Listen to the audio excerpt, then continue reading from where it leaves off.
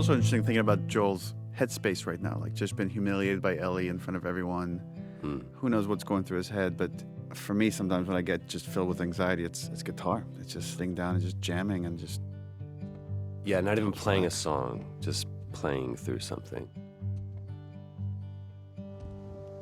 And we've had this scene at different spots of the game until we finally landed. It's this final moment. Yeah, I think originally we were going to put it before the midpoint showdown of the game. Right. Oh, it plays so much better at the end. Yeah, no, It does. now you can't imagine it anywhere else Yeah. once it's here. What are you drinking? Traded his soul for coffee. Where'd you get that? Those people that came through last week. I would do the I'm a little same. embarrassed as to what I had to trade. This is the most Ashley has ever pushed back on a scene. Wait, Really? Which this was because originally it was written that they hug at the end of this scene. And you're like, I don't know if they would. I'm not sure like we could get all the way there. You were a sport about it, and we did two versions, one with a hug, one without a hug. And they were both very, very good. But ultimately, you were right. They're starting to forgive each other, but they're not fully there. Ultimately makes it more tragic. Yeah. I think that's why she goes on this journey, because it's just like it was never solved. Our relationship was never fixed. Dina. Is she your girlfriend? No. No, that was just one kiss. It doesn't mean anything. I don't know why she did that. But you do like her.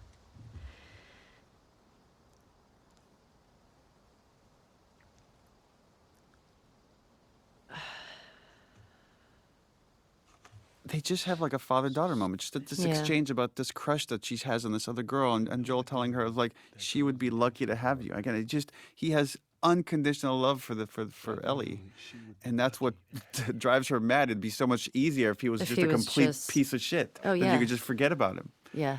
but you can't. I mean, that's what's hard. I mean, she knows that he cares, and she knows that he does love her. I was supposed to die in that hospital. I also love that you My life bring don't it back fucking to matter. we're talking around the thing that we need to talk about. You took that from And me. you doing all of these gestures to try to make it better is not what I want. I'm going to bring it back to what the issue is, and that's I should have died in that hospital. I also love watching. When do you both decide to make eye contact? Oh, right. Interesting. And it's like right here for the watch at the end of this statement for emphasis. All eye contact. Because I am dead serious. I don't care the cost. I would do it all over again. Even if it means I'd lose you. There is something to be said for your writing in this, which is I would do it all over again, and I would do it all over again. Walk the knife's edge of meaning. Because there's one that is repentant, and there is one that is resolute.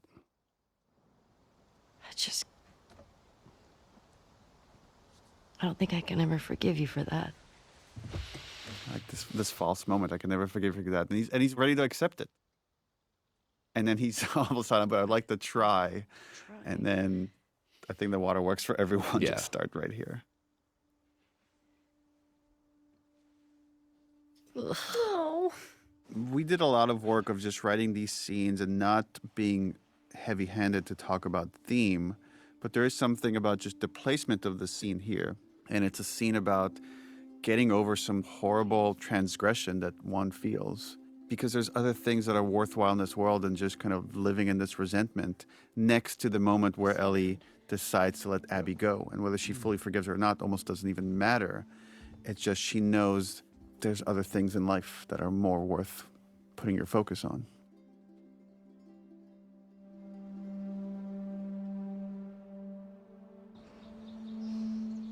It's interesting seeing since the game has come out. It's been out for a few years now. How many different interpretations there are for the sleeving of the guitar here. Whether it's she's fully forgiven Joel, or whether she's fully forgiven Abby, or whether she's willing to move on, or whether she just doesn't want to be under Joel's shadows anymore.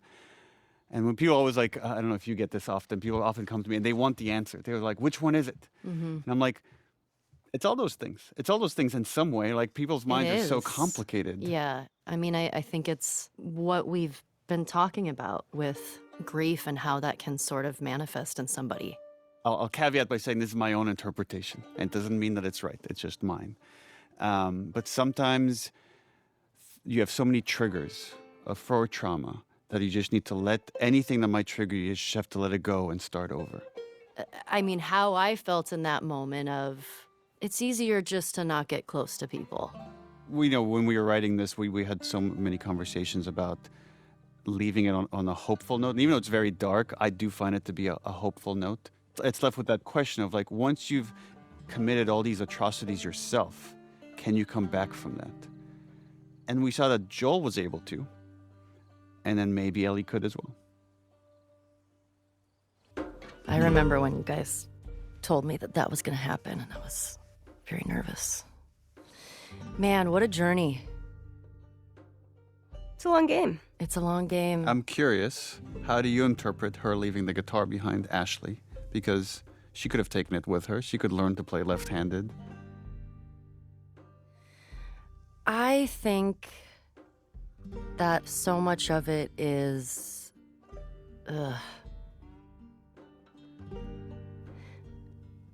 I feel like it's a lot of things. I feel like some of it is... Deserving is not the word that I'm looking for, but I feel like there's a part of Ellie that's like, you know what, this is part of a life that I had that I now have to kind of leave behind because of the choices that I've made and the things that I did. And I think it's going to be easier if I just leave it all and not have to go back and try to visit it every day. And I think also having if she did take the guitar with her, that would be a constant reminder of Joel. Like it would be triggering. It would be triggering in a way. And I think, you know, if Ellie had therapy in this world, it probably would have ended differently. But as someone who knows, like when you go through stuff and you just kind of like trash compactor it down into your body and not deal with it, I think that's kind of where she's at. But kind of just like, if I leave it all behind, this is what I kind of deserve. Do you think if she leaves the guitar behind, she's hoping that she will no longer have the... Yeah, I think there's a little bit of that there, of like, maybe if I don't have this reminder, I'll get over it, because trying to find revenge and retribution, that didn't fill that hole. What do you think it is? What do you guys think it is when you were thinking of leaving the guitar there? And specifically because cutting off the fingers was a very strong choice to not be able to play the guitar and have that connection anymore.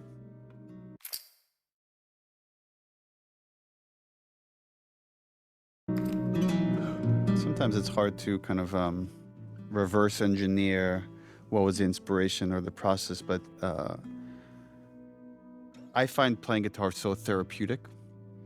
And I associate music with specific times in my life and memories that then if someone were to take that away from me, and especially if I were responsible for the reason it's taken away from me, then it might be too hard to just constantly play it badly, or especially this particular guitar that's gifted to her by Joel.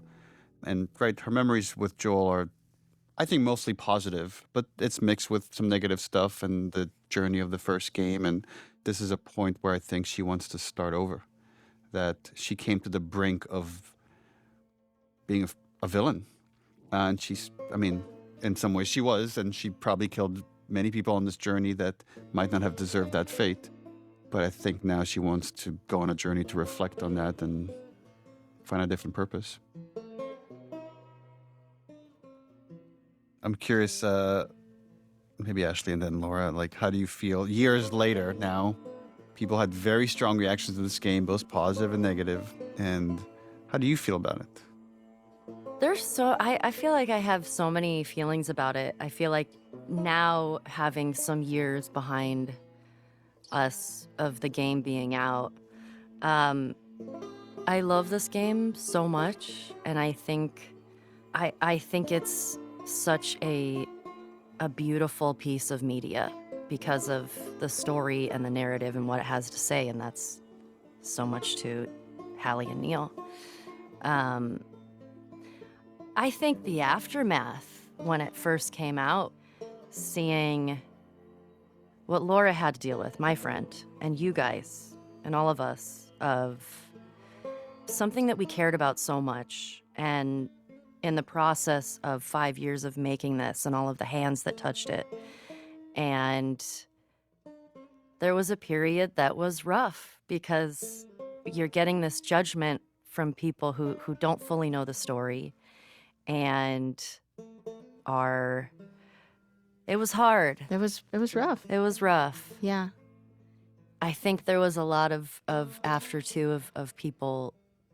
But I don't feel like when we were playing the game that, yeah, Ellie is making some really strong decisions.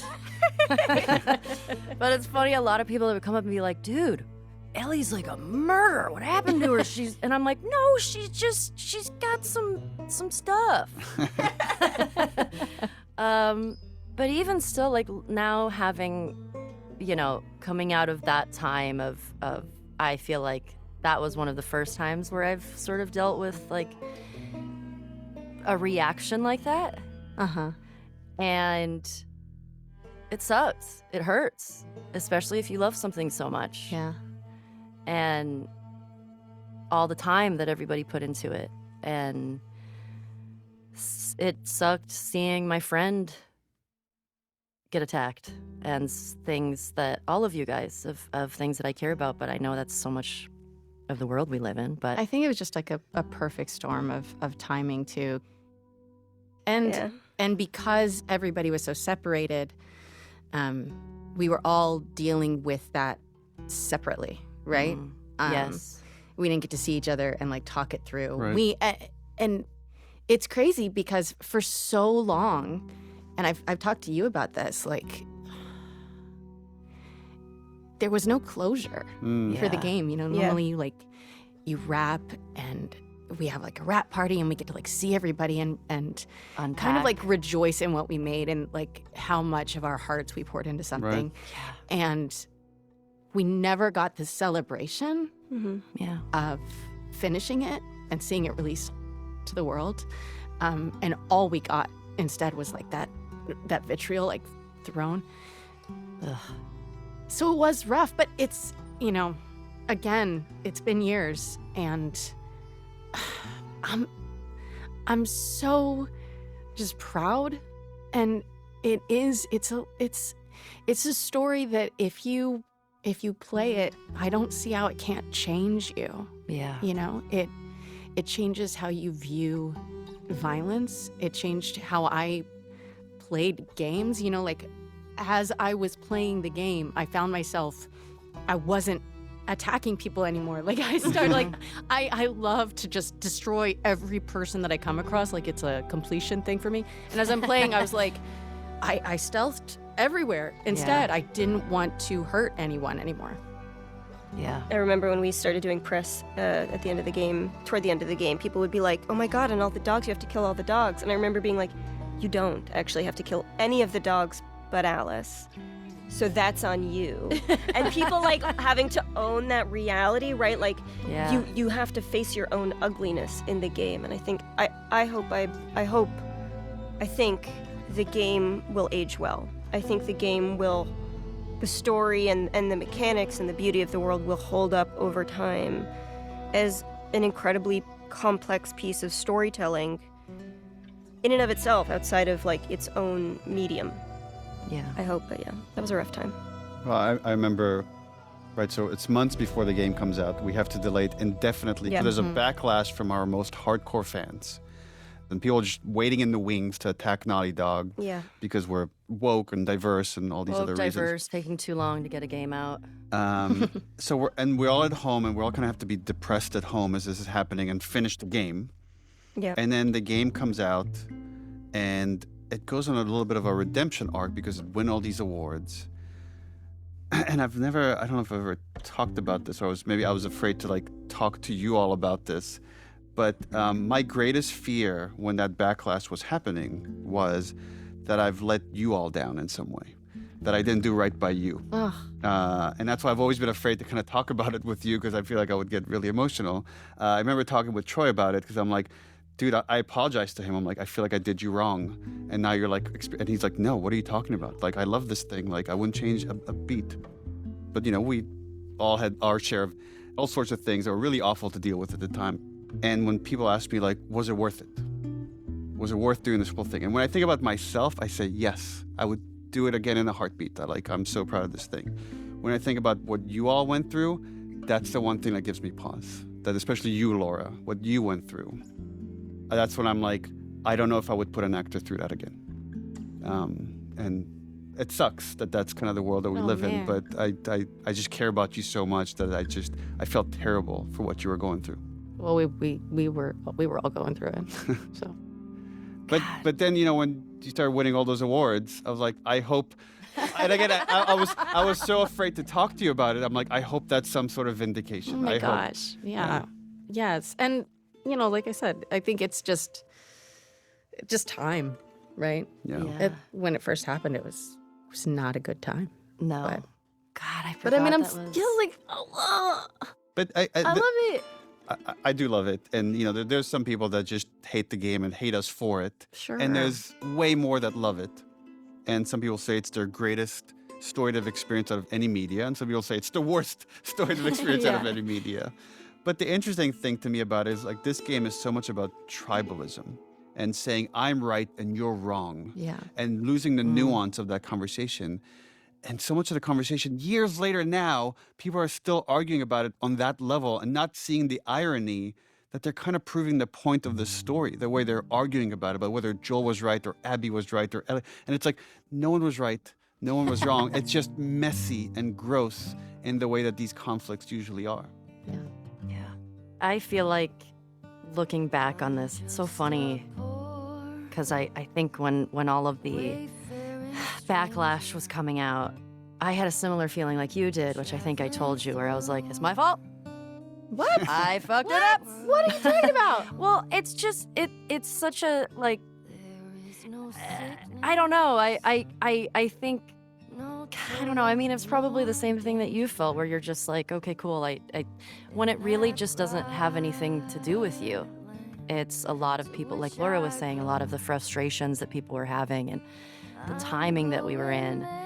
But when I think back on this game, I love both games so much, but I feel like the story and I don't want to say the message of the game because it's like there's so much to say. I'm so proud of what we all made.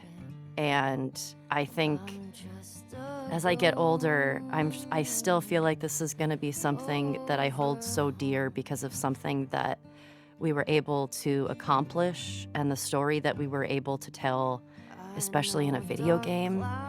And that it's a bunch of, badass women that are taking on this world. And it's a perspective that you don't see a lot, especially in video games. And as hard as that time was, I'm so proud that we got to be a part of it, that I got to be a part of it. Yeah. I regret every moment. It's the worst thing I've ever done. I guess maybe to wrap it up here, it's a joy. It's been awesome working with you both. I can't wait to do it again on whatever project we might do in the future, but there's a reason that I keep coming back to working with the same people over and over again. Because one, you try to find talent, but maybe even more important than that is you want to enjoy the people you work with. And despite we landed the plane, even if the landing was a bit rough with what happened there at the end. Again, just looking at myself, not for everything you've experienced, I would easily do it all over again. Same. Same. No. Well, you're out. Well, I left. I would do it. I would do it all again, but I would not have a Twitter account. Maybe that's the That's the final key. lesson of Last of Us Part 2, Yes, which is get off social media. Get off of social media. Well, after several hours with us, this is the end of our commentary. Thank you for hanging in there. I hope you got some insight into our process. As you can tell, we're very proud of this game. Until next time, endure and survive. I'm going there to see my Savior. I'm going there, no more to roam. I'm just a going over Jordan. I'm just a going over home. I'm just a going over Jordan. I'm just a going over home. I'm just a going